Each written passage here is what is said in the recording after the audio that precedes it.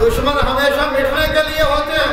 اگر یزید کا نام باقی ہے صرف اس لیے کہ تم لعنت بھیج سکو آسانی کے ساتھ، تمہیں اشتباہ نہ ہو اس لعنت بھیجنے والے کا نام کیا.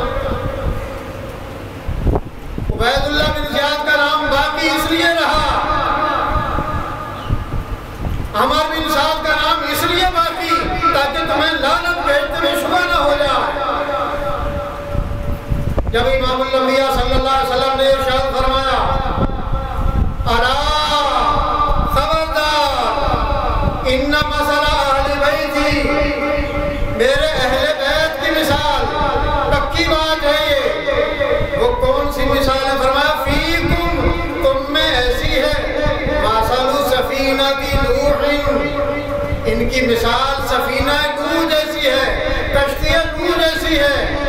یا رسول اللہ وہ کشتی نوح کیسی تھی، ان کی مثال کیسی، اس کے ساتھ تطبیق دے دی گئی. فرمایا من رکبھا نجا، جو ان اہل بیت کے ساتھ سوار ہوا. سوار ہونے کی کوئی کشتی ظاہری نہیں ہے، سوار ہونے کی چیز ان کی محبت ہے.